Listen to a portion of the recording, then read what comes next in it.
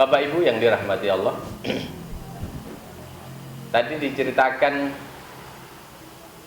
tentang betapa sibuknya Rasulullah di hari kiamat nanti. Dan kita juga ingin supaya ketika nanti kita meninggal, kita benar-benar mendapat syafaat dari Rasulullah Muhammad SAW.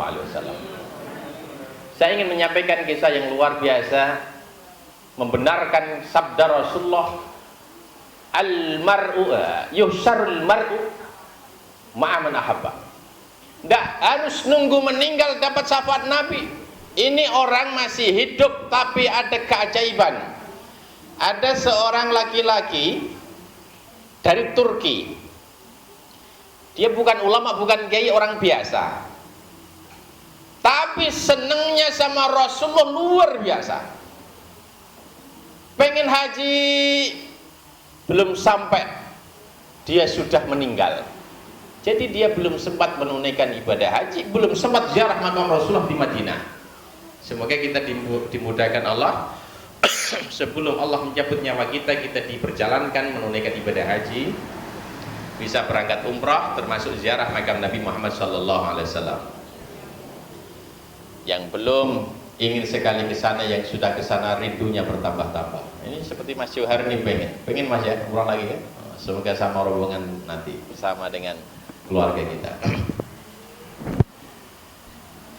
Seorang yang ada di Turki ini, seorang muslim biasa taat, dan dia punya kegemaran menulis Al-Quran. Biasanya kan orang membaca menghafalkan. Kalau orang ini enggak, Al-Quran ditulis genap 30 juz dengan tangannya sendiri.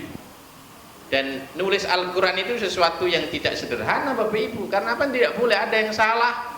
Jangankan satu kata, satu huruf, satu titik atau harokat saja tidak boleh salah. Dan ini orang luar biasa, telah berhasil dimudahkan Allah bisa menulis mushaf Al-Quran 30 juz, dari juz awal sampai juz 30.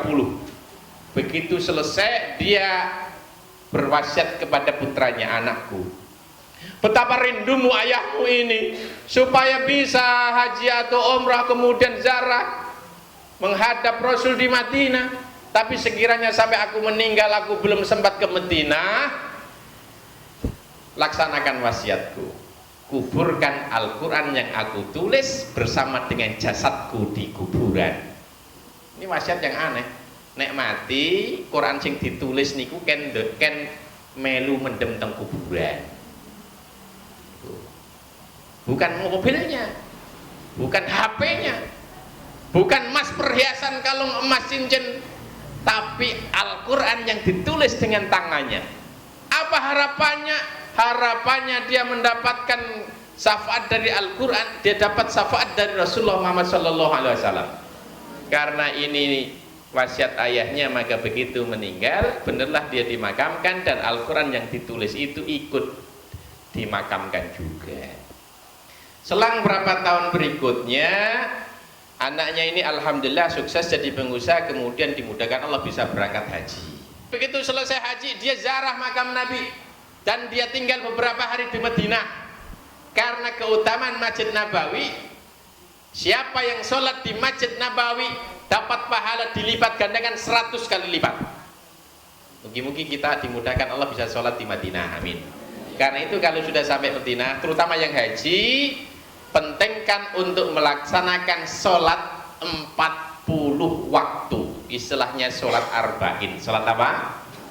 Sholat arba'in itu sholat 40 waktu, duhur, asar, maghrib, isya, subuh, sehari semalam 5 kali 8 hari, genap 40. Siapa yang sholat 40 waktu di Masjid Nabawi, maka dibebaskan dari api neraka dan hilangkan penyakit munafik dalam dirinya. Alhamdulillah.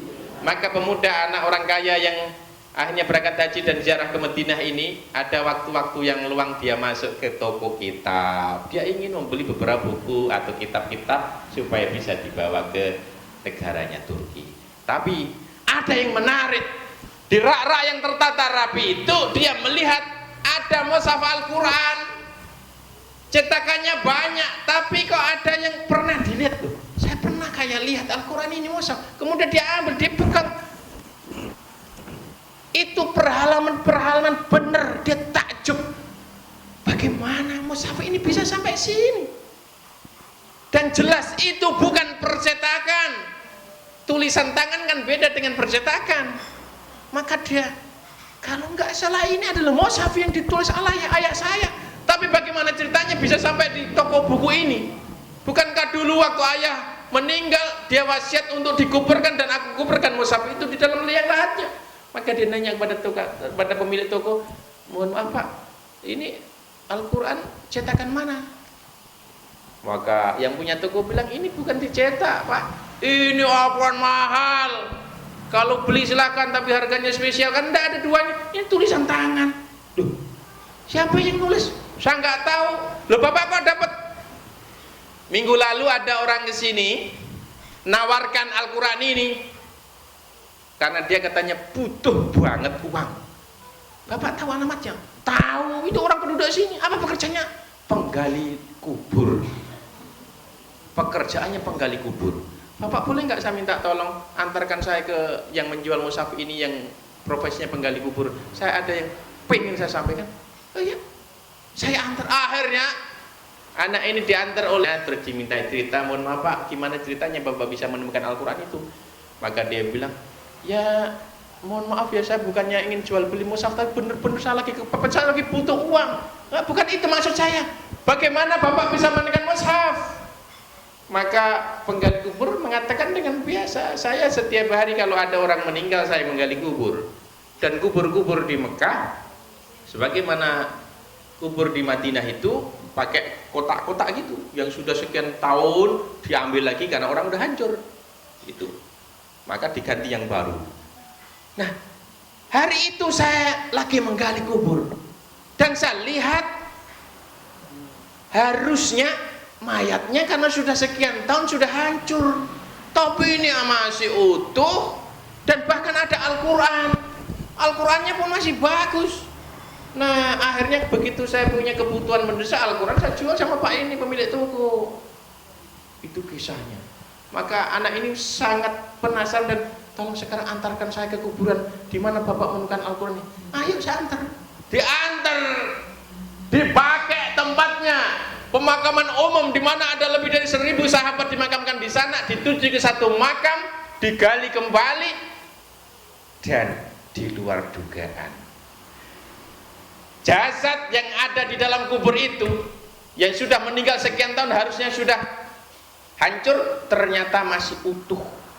Dan begitu ditutup, dibuka tutup wajahnya, karena ada tanah-tanah yang mengotorinya, wajahnya masih utuh, seolah-olah dia baru dimakamkan kemarin. Yang bikin heran, anak itu mengatakan, saya tambah bingung, ayah saya ini meninggal di Turki sekian tahun yang lalu, saya memakamkan bersama dengan mushaf ini, kok tiba-tiba ayah saya pindah ke Baqi di Madinah ini, gimana ceritanya?